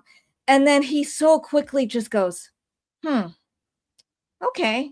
Yeah. I like her. She's stupid, Yeah. And I'm like, God, he's a great character. And you know what? I wish there was more of that moment, because you just described that really, really well. One of the things I was complaining about in the and by the way, Noah Shapp actually complained about this too, is that his coming out to the entire group felt a little bit like, why is everybody here? Like, this moment's like taking, and one of the things that I wish that someone had said in that moment is exactly what you pointed out with Steve and Robin, was somebody to say like, hey man, we know. Like, hey, like, not even we know, because that's not what Steve says. Steve doesn't say he knows, but he just goes like, yeah, that's totally, because sometimes I think you need those friends who are like, yeah, I accepted you no matter what you told me in this moment. So like, we're good, which is what Steve says which is how Steve handles Robin.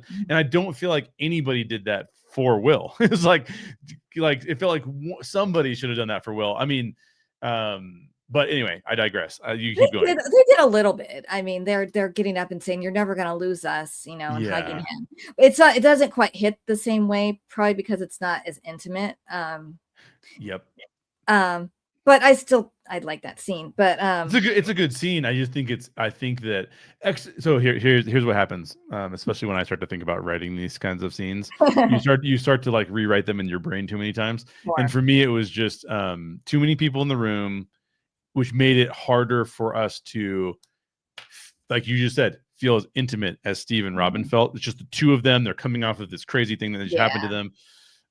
Too many people in the room, and I think he went on for a little bit too long, and then I would have liked to seen more responses from more people that were a range of emotion. Like you had the Jonathan and the Joyce, which is like, oh no, we're always going to be with you. Yeah. But I felt like some of his buddies, like a Lucas, could have just been like, yeah, man, we already knew, it's cool. Yeah. You know what I mean? Like something like that. Yeah. Then it would have felt like it made more sense. But anyway, sorry, you keep going with your characters. Then I love Joyce. Joyce is amazing. She doesn't change really. Right. She doesn't go through an arc, which is why maybe some people don't like her as much. But she's just, just fierce. That's how I would describe her, as fierce, brave, fierce, amazing mom. I mean, like, and Winona Ryder, of course, is a phenomenal actress. Yep. Just all the moments where she's just like, like in season 2, it's like, why can no one tell me what's wrong with my boy? Yeah. Yep. And then how she is with 11, when no one ever cared about her, and she's so sweet and loving with her. And and then, like I said, I'm glad they gave her that moment with Vecna and the axe, and like, it was so satisfying. That was epic, yeah. but yeah, I also love Max. She's great. I love Lucas. I love Dustin. Dustin was my 5th favorite character. Oh, cool. He's so, fun loving, but then I like that they gave him some more depth in dealing with grief, and he's just cute, you know what I mean? That moment, I don't know if it's my favorite moment, but it's like the moment that I always go back to in the first season is when 11 comes and saves Mike and Dustin from the bullies. Yes, that's a great moment. That's such an epic moment. Yeah. For her. Yep. But then Dustin yelling at them. Yeah. Let her run. She's our friend and she's crazy. I love that moment so much. That's such a great moment. I mean, it's like probably one of the most iconic moments of the whole show. Oh, 100%. Yeah. But then, yeah, I love Nancy. I love how badass they made her. Yeah, and I've heard some people complaining like, oh, like, well, how did she get so bad? I'm like, watch the show. Go back and watch season 4. Every single show, she gets more and more badass and collects more and more guns. I mean, it's kind of like, yeah, I mean, there's evidence that she's going to become more and more badass. So what's your problem? People have such weird complaints. They just don't get it. That bothers me because, I mean, pretty early on, you could see just because she's scared, she's really brave. You see that she's just a quick study with the gun. I mean, she just tried. Okay, she's just a natural at it. Yep. She cares so much about everyone and is so protective. Mm-hmm. And then this season proves it's like, where do you think she got it from? She got it from her mother. Yeah. Totally. And as someone who was like pretty sidelined, I mean, she was not as sidelined as all the other parents. So I love that they gave Mrs. Wheeler, Karen, those moments where she could be so badass and so heroic, especially fighting the Demogorgon. I mean, that was like her Molly Weasley, Harry Potter moment. Get away from my daughter, you bitch. Yeah, totally. I loved that they gave her that moment. And I'm like, this is where Nancy gets it. Yep. This is where Nancy gets it. Yep. And I mean, they even kind of alluded it to that in the 3rd season when Nancy gets fired and she's talking with her mom. She's like, Karen is like doubting herself. She's like, sometimes I think you were switched to the hospital. And she's like, no, Mom, I get it from you. And it's like, you do. And yeah, but I love Robin and Murray, and there are very few characters that I don't like. Yeah. Even the villains, because they're really well rounded. And Vecna's a great villain. Even Dr. Brenner is great because he's very complex, I think. Because you hate him, you hate what he's doing, but then he has his moments where he's like he's showing like a twisted kind of love, but it's love, sort of thing. And he saves 11's life, he takes a bullet for her. So it helps that you have a good actor. Yeah, and I feel the same way about Billy too, right? Like Billy is definitely a bad guy, but Dacre just kills it as that character. He's so good, especially because if you ever watch him in any sort of interview, he's the nicest guy in the world. I know, he's so sweet. Yeah, so it's so crazy that he's able to portray that level of scary villain. Same thing with Jamie Campbell Bower. Oh yeah, he's like polar opposite. I mean, he just seems like a big teddy bear, basically. Totally. Yeah, with Billy, I mean, like, oh god, he's a great actor because you see the moments where Billy is in there still. Yep.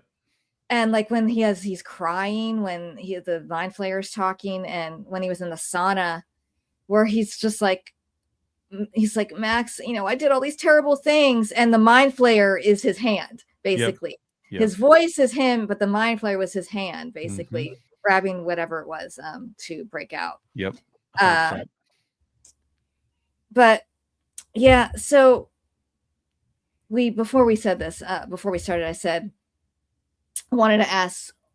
We sort of already talked about it, but like season by season, and then overall performance, like who do you think gives the best, like overall, like from beginning to end? I would say I think David Harbour. Okay. Overall, and probably Millie Bobby Brown.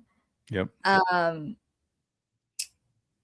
but if I'm going like season by season, like season 1, maybe Winona Ryder. Yeah. Season 2, I'd probably say Noah Schnapp. Yep. Season 3 is hard. I don't know. Season 3 is hard. Everyone kind of had their moment. Maybe David Harbour again. I don't know. It's maybe because I love that moment when he's like gonna sacrifice himself and him. I mean, I said this in my other video. I love when you can tell what someone's thinking and feeling with just a look. Right. And you could see exactly what he's thinking right there. And her too. Just that little nod of recognition, like this is what I have to do and this is what I'm gonna do. Season 4. Oh, that's hard. That's hard too. Maybe Sadie Sink. Yeah, she's amazing. Yeah, Sadie Sink, and then Caleb McLaughlin's really good. He's amazing in season 4 too. Yeah. And then this last season, I'm gonna say Jamie Campbell Bower. Honestly, I just thought he was amazing because he got to show not just him being evil. You got to see him being like terrified of going in that cave, and a little bit of like, for a split second, you're like, is he gonna come out of it? And right. It could. But he didn't. I'm kind of glad. For a second, I'm like, that would have been nice. But I'm like, no, it's okay if a villain is just like, no, he's just like, he chose to be evil. Yes. And, yes. What do you think for each season? This is a really good question. Okay, so I'm gonna say I think Joyce is a really good choice for season 1, but I would also add for me Hopper in season 1. Yeah.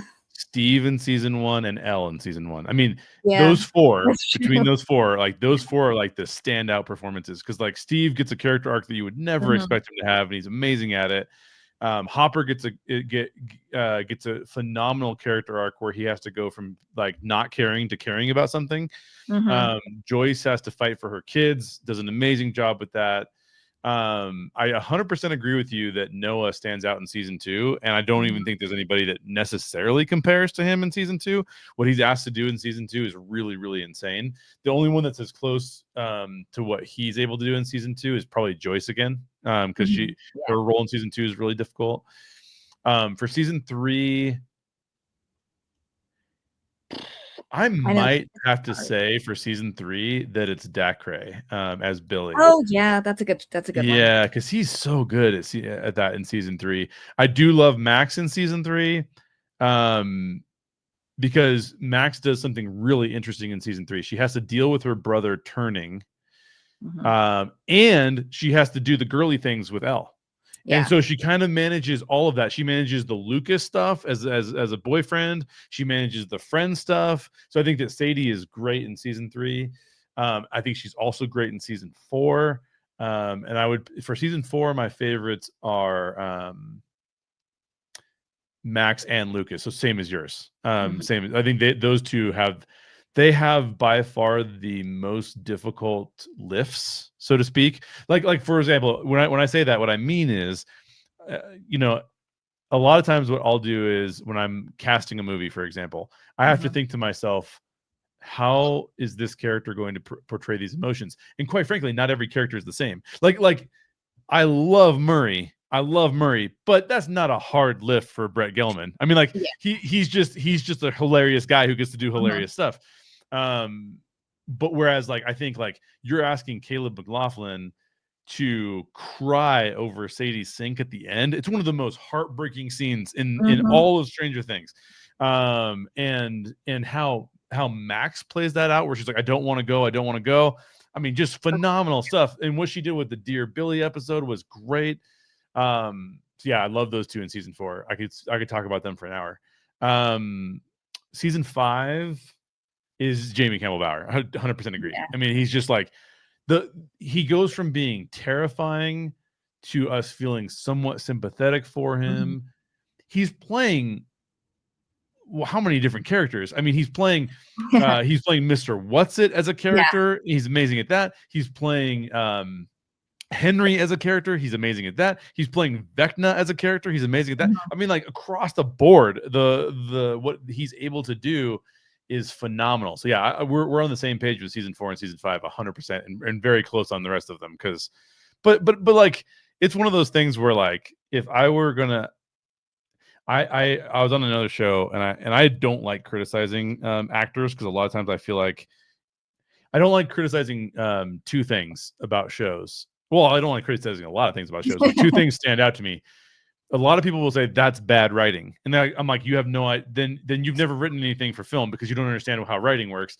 Somebody creates a script, and then the directors go film that script. But guess what the directors don't do? They don't stick exactly to everything that they even wrote in the script. You know what I mean? Like, they make adjustments and stuff. So the thing that you're saying is bad writing, you actually have no clue if it was directing. You don't know if it was editing. When they edit it, they change the order of things. They change the pacing of things. You don't know that. You actually have no clue what you're talking about, but you say it's bad writing.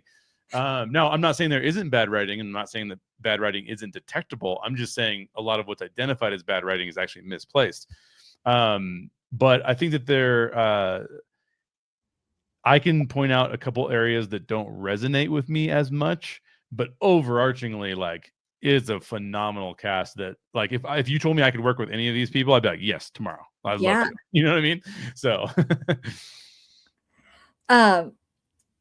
that moment in season 4 where Lucas is holding Max, and she's like, I can't see or feel anything. And I've seen it multiple times, and I also like to watch reaction videos. So I've watched people watch the show. Yeah. And I know it's coming. I'm still crying.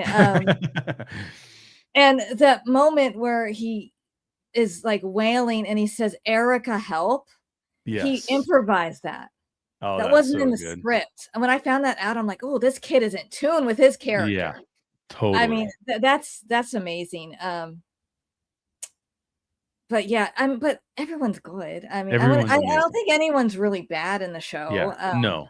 All the I kids think some of them have easier lifts. Like, I don't think Robin, Maya, who, by the way, I think is a phenomenal actress. I don't think that she has a very difficult character, though, right? Like, I don't think she's asked to do a lot of difficult things. But yeah, I mean, I could literally go down and say, I could literally go through every single character that's been a main character and be like, yeah, this is why they were so good at this. Whether it's Sean Astin in season 2 as Bob, Matthew Modine is just amazing as Brenner in so many different contexts. To say that somebody's like the next Harrison Ford is like the highest compliment that I could pay. You know what I mean? Like, because Harrison Ford's amazing. So I mean, like, this cast is just outstanding. There's just no way around it. Minus the season 5, because it could go either way as far as a death. Yeah. Which and I don't know if you want to count Max because she came back to life. Right. Which death do you think is the saddest? Oh, that's a really good question. Which death is the saddest? It's interesting to me that the saddest moments in the entire series are not the deaths, which is kind of fascinating. True. That's true. No, but I mean, it's a good question that you have, because I'm like trying to think through, like, okay, who died and why was their death sad? I would say it's kind of easy. This one's kind of easier for me, because I think Eddie is the saddest death in the entire series. He has such a good character arc in the series, that losing him and seeing Dustin's reaction, which Gaten is like phenomenal in that scene, I think is the one that hit me the hardest. I was surprised, though, how impactful Billy's death was. So between the two of them, but I think Eddie probably gets a little bit more, because Eddie's character was so well done. What about you? I go between Bob and Eddie. Yeah, two great choices. Because I love Bob so much. Yeah. Well, with Sean Astin, I've loved Sean Astin since I was a kid. Oh, your Goonies is your top 3. Yeah, and then I loved Rudy, and I loved him in Lord of the Rings, and he's so likable.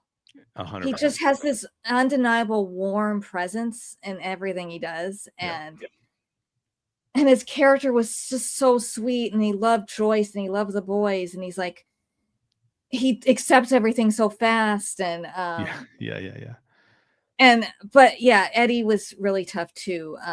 I mean, I loved Eddie. I don't think I loved Eddie as much as everyone else, but I did love him and what he meant to Dustin. Yep. Because I love Dustin. And his is sad because he's so young. Yes. And then kind of low key, Alexi. Oh yeah. That's a really, especially when you see how Murray reacts to it. Because he's kind of like a little cinnamon roll. Honestly, he's not an evil guy. He's just, stuck where he is, and he was so happy playing all these games, and then he just gets shot. I mean, it's not as sad as the other ones, but it was sad in the moment. And Murray's reaction. Murray's a great character because I love how dramatic he is and how it's like yelling and I was a little disappointed with I feel like he just sort of just became a little flat comic relief in the last season, more so than the previous seasons. A little less to do, but that's a minor thing. Yeah, and also I felt like and this actually is the writing. So this is actually an interesting, because I just talked about how everyone identifies the writing incorrectly.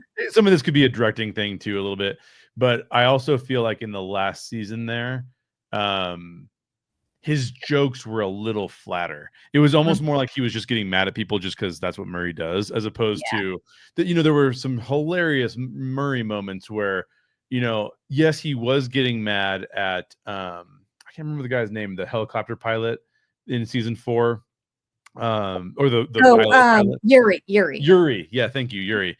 So there were some moments where he was just getting mad at Yuri, but then he had the whole like, my fists or whatever he says to him. And those moments are like really funny. And he's not even mad in those moments. He's just saying like something crazy.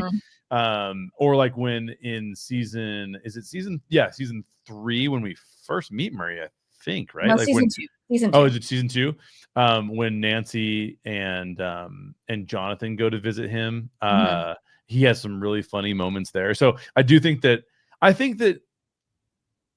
one of the things I would say, as a storyteller, my critique of season 5 would be that is not true in the other seasons, is it feels like one of the things that people don't also understand about a lot of filmmaking, and I haven't had this experience because I don't get a lot of projects thrown at me. They're whatever I want to make, right? But a lot of people get projects thrown at them, and a lot of times it's as a filmmaker, you have two objectives. One objective is to make a great piece of material, TV show or a film. But the other thing is you want to test new things and try new things that you haven't done before. And so you can imagine if you're the Duffer Brothers and you're thinking to yourselves like, oh, we kind of want to make a Marvel movie next or something. You start to get more technical in your directing, and you pull back a little bit from like some of the feeling oriented stuff that you were trying to accomplish. And I do think that was a little bit of an issue here and there. It's almost like it was like, hey, look, we have this really big oneer and this big action set piece, and we haven't done one like this before. So they concentrate on that a lot. And then it's like, oh, right, we have to also do some character stuff. So here's a character moment. And it's like those things aren't blending together as well as they do, I think, in previous seasons. So I do think that Murray's character got lost in that shuffle a little bit more than I would have liked. But look, Brett Gelman is amazing, and the character is great. So I can't critique it too bad. Yeah. Tell me if you, I wonder if you agree with me on this. So I've seen some people talk about they love Robin in season 3, but they don't like her after season 3. They don't like her in season 4 or 5 because I've heard this too. Because she's she just won't shut up. She just keeps talking. Yeah. And I feel like that's not understanding like her character and the nuance of her character, because I feel like some of season 3 was probably like a mask. Yeah. And now she's with people who love and accept her, and she could be more herself, annoying and all, unable to stop talking. I don't find her annoying, but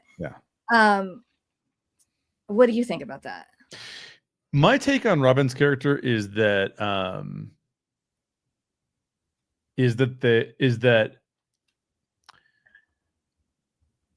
there are too many characters as the show goes on. And the only reason I say that is because when you're telling a story, it's one of the reasons why this is probably not a show that you watched, because it doesn't sound like it was something you'd be interested in at all. But Game of Thrones killed a lot of people. It's kind of famously known for killing off characters all the time. It's because they had tons of characters, and it's like you can't tell a story without killing off some of these characters, because every single one of them will feel like they are flat and or just a secondary thought. If you have too many characters, you can only focus on so many characters. And so I feel like more of the complaint with Robin lies in the role that she takes on. So in season 3, she has a very, very specific role. And that role is to help Steve understand himself better. And then to also have him understand that, like, there are different kinds of people in the world, Steve. There's not everybody is just the way that Steve thinks about things. Right. And then she also has a really cool role in sort of us seeing Dustin and Steve's relationship through her eyes, which makes it really funny as well. Yeah. And all of the jokes that she has about, like, why are you friends with so many kids and stuff like that, which is great. I think that in season 4 and season 5, what tends to happen is that she becomes kind of more of an exposition dump character, where she's explaining stuff to everybody about what's going on, which is why actually the intro to season 5 works pretty well, because we have to have somebody explain what happened, because we're like, last time we saw this, there was no military. It was just like stuff was happening. And so her, like, monologue does really well. So I think she was really well used in that. But she's almost kind of like this connective glue character. And the problem is the more and more characters you have, the more and more that collective glue character feels like they're just there, but they're not doing anything important. So I don't think that there's anything wrong with Robin's character. I think Maya plays the character really well. I just think there's too many characters. And so it's just hard for people to see the value in them all when they're like, I want to hear more from this person, but Robin keeps talking. You know what I mean? It's like more of that kind of being a problem, but not her or her character specifically, just the ensemble, and there being so much to go around. And because the show is so dark, and especially in the last season, they have to go really dark, they need moments of levity. So, okay, 100%. Who do you give the funny moments to? People who would she's really good at it. Murray's really good at it. Yep. Erica's really good at it. So Erica, Erica's great. I want to end with something you sort of just said, with the fact that I think a big problem with people going into the final season was, one, people got caught up in theories, 100%. Like you said, and 2, people were so obsessed with who's going to die, who's going to die, who's going to die. These characters are going to die. And that's like a fairly new thing, I feel like, in television. And I think it's because of certain shows with killing off so many characters. So you think every single show was going to be like that. Right. And it's odd to me that people were almost like disappointed and upset that these characters lived. Yeah. And I'm like, well, one, you have to think about what kind of show are you watching? Right. I hadn't watched Game of Thrones, but I know little bits about it. So I can imagine a show like that, the deaths make sense. Oh, 100%. Yeah. 100%. Yeah. Even though I'm someone who likes, like, happy things and stuff, I like serious stuff. I don't mind bittersweet endings or sad things. So, like, Lost is like a lot of characters die. Yeah. I mean, and I cry so much watching that show, but I still love it. Totally. But that show, I feel like, was kind of about death. Do you know what I mean? Learning to accept death. I mean, everyone misunderstands the finale. They weren't dead the whole time, but they're all dead at the end. So that's what the show's about. I don't think Stranger Things is about death. Yeah. I think it's like this coming of age story and finding hope and courage and stuff in midst of great tragedy and darkness. Yep. So I was so relieved when everyone basically lived, you know? I mean, I know 11's ambiguous, but even then they made it where you could think she's alive. They didn't go, okay, she's dead. Yeah. And I think that's because of the kind of show it is. I Yeah. think if it wasn't, they wouldn't have had an ending like that for her. Yeah. And something so beautiful where you see her, she's going to be at peace there, if you think she's alive. I think it's weird that people get so caught up in the theorizing and the deaths. I was watching this one channel and I like him a lot, but he kept predicting the deaths and he had stuff, and I'm like, yeah. So many people were predicting like a lot of characters dying, and I'm like, what? Yeah. Yeah. Why do you think that many characters were gonna die? I'm like, I just never thought that was gonna happen. Yeah, I think that there's it's really interesting because the theory of Game of Thrones, and this is not coming from me, this is coming from other podcasters I was listening to where I was like, oh, these guys are dead on. And I think George R. R. Martin might have said this too, but the whole idea behind Game of Thrones was the idea that violence is horrific in all cases. And so what you see in Game of Thrones a lot of is like, oh, people are not that they're not dying for any reason, but they're not dying for a strategic reason. It's just, oh my gosh, they just died. Like, that's crazy, right? And it's a reflection of like, violence doesn't get you anywhere, kind of like, is like violence is just this horrific thing that we should just all stop doing.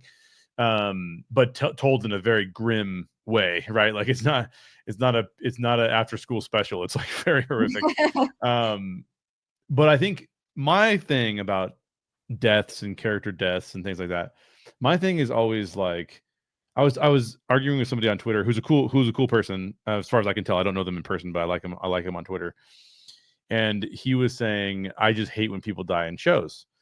And we were watching both of us were watching a show, and I go, hey, wait a minute, like you said you don't like when people die in shows, but like in this particular show, like 5 people just died. And he was like, yeah, but it's okay because their deaths didn't mean anything. I didn't know them very well. And I was like, man, I have the exact opposite perspective of you, bro. Like, in other words, if you're going to show death on screen, it should mean something. It should mean something, right? And and I think that, like, from where I'm coming from, like, all storytelling should be meaningful in some way, shape, or form, and it should help us understand the world better in some way, shape, or form. And sometimes that means chaos, and sometimes that means bittersweet, and sometimes that means like, I don't understand this thing. Because a lot of times, if we have a loved one pass away in our life, we go, I don't understand that. I don't understand that. Now I have to work through it, right? We have to go through a journey like Hopper has to go through. But for me, it just has to be meaningful. And so for I think all of the Stranger Things character deaths that they ever did were all really meaningful. I think the only reason people got on this kick of like thinking it was going to happen that way was because of how meaningful the deaths were in the prior seasons. But there was not that many of them, right? We were talking about was Bob, there was Agent Brenner, and then there was Billy. Excuse me, I'm sure I'm forgetting some. But Barb, yeah, Barb, exactly. And then Chrissy, all those Fred, kids. and all those kids. Even was the kid's name Jason? The kid, the kid that was like, crazy. He even died. So for me personally, I think as long as the deaths are meaningful and teach us something about loss, which is real, we're all going to experience loss in some way, shape, or form. Then to me, the deaths are okay and fine. Or they show us that there is something else about life that is not good, like violence, like with the Game of Thrones. But I think people get obsessed with it because I think people associate, I'm not going to be able to cry or I'm not going to be able to experience feelings unless someone dies. But that's just not true. Like we both said we were crying in this finale, and it wasn't because of deaths. It was because of other things, bittersweet, getting older, moving on, all these other things that happen to us. And so, but I think a lot of it's just people getting carried away with theories, and then like, excuse me, I feel like they almost have to I have to write it in my head so that I prepare myself for when it happens on screen. It's like, just let yourself experience it. You don't need to do that, Well, going in, I was hoping they would go like the Lord of the Rings route, where, I mean, how many main characters died in that? What, one? I mean, I mean, the king Theoden. Frodo and Gandalf leave, but they're not really dead. Right. Eventually everyone, I think, joins them. They don't say that in the movie, but yeah.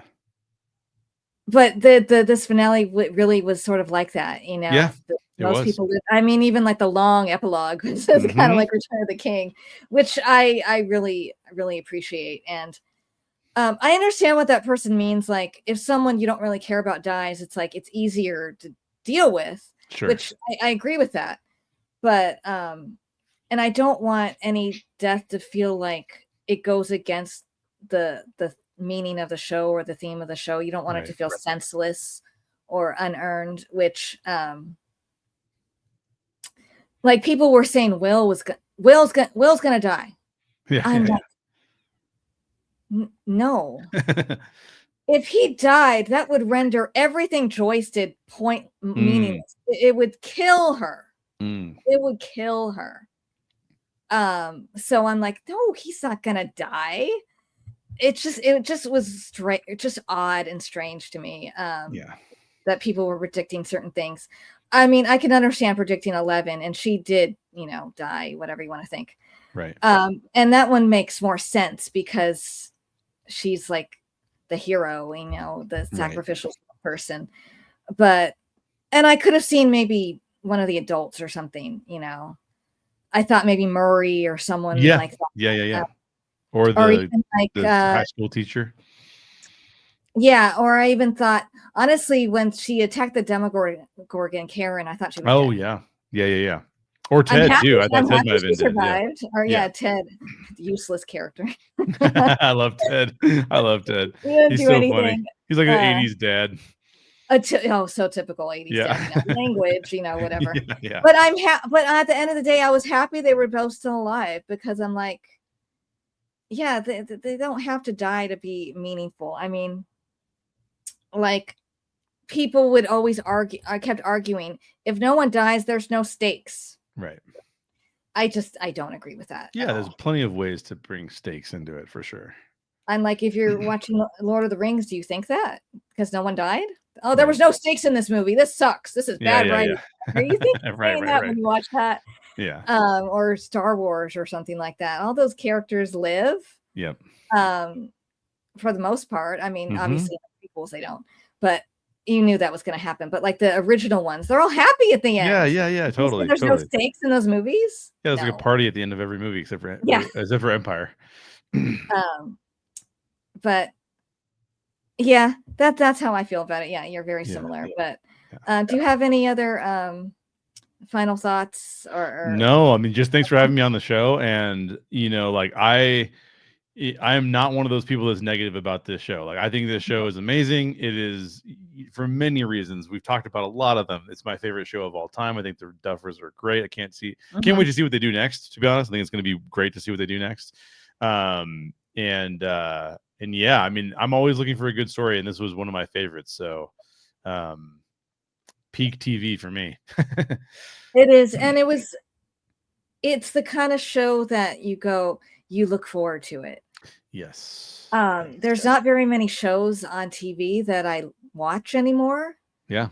But this was the one I was always looking forward to, and I would binge. I mean, when I first watched it, I binged it all in like 2 days because I started late in the day, so I couldn't watch it.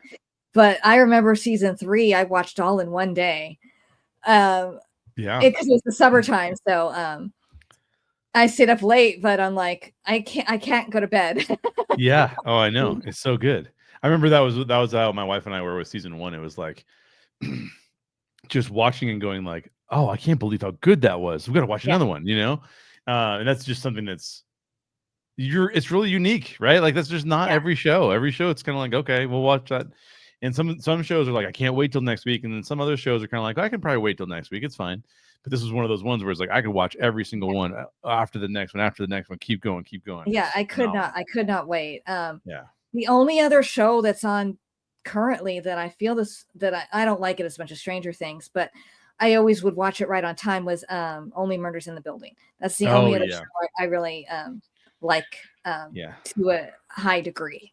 I mean, other shows I've watched, like, I haven't finished. I'm like, do I care? I know. It happens a lot to us. It's We'll start disappointing. something and It's just fail. disappointing. Yeah. Yeah, For I've sure. I haven't finished lots of shows like Bridgerton. I didn't finish the last season. I'm like, do I care? I don't know. Yeah. Like sometimes I feel like there's something wrong with me that I don't like things as much as other people, but I don't feel that way about Stranger Things at all. I love it. I don't know how I would rank it in my all-time favorite shows, but high. Yeah. Definitely high, especially now that it ended well. And Yeah. and I can imagine even a happier ending than they gave me. So Yeah, there you go. Well, that's going to do it for this episode. I hope everyone enjoyed watching or listening. Thank you for being my guest. I knew you would be a great guest because I've watched all your shows. I watched your videos. I watched you on Orange Grove, and you're so smart and thoughtful. And Oh, well, I appreciate it. You asked great questions. It was really fun, really fun chat.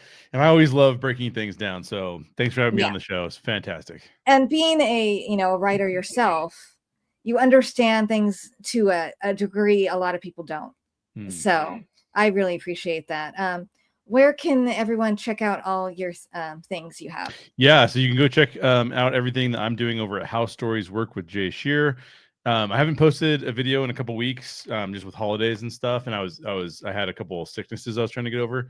But the next video I'm going to do, my wife and I just rewatched Titanic, which is a phenomenal movie. Yeah, I had forgotten how good it was, but there's a scene in Titanic that I think is pivotal to understand when we talk about filmmaking and making it personal, but also having CG and special effects. So I'm going to do a video about that, which I think will be really fun. So I usually on How Stories Work with Jay Sherer, I'm usually talking about how people filmed things, what good storytelling is, what good storytelling isn't, more so focusing on the positive, because I am trying to become a better writer and a better director. And so as I do those things, I'm trying to just document it for other people. But you can also watch Disclosure. The poster's behind me on the wall there. Disclosure is my latest film, that is out on the YouTube channel, so you can go watch that. It's more of a sci-fi kind of drama, and then No Vacancy will be coming out early this year. So either by the end of the month or sometime in February, No Vacancy will be on the channel as well. That's our award-winning film because we took it on the festival circuit. And so people will be able to watch that. So yeah, so thanks for having me on. It's really fun to talk about Stranger Things with you. Thank you. That's how many awards has it won? Quite a few, right? I keep losing track. I think it's 12. Because we were nominated for I want to say that we were nominated for 21. I have it documented somewhere, but I forget. And just about everybody who worked on the film got an award, which is what's really cool, right? Because different people recognize different things, and that was phenomenal. So yeah, that I can't wait to release this so more people can watch it. But it's coming, so if you subscribe, you'll see it. Yes, everyone go subscribe to his channel for sure. Yeah, but like I said, thank you for being my guest. Hope everyone has a beautiful day and stay nerdy.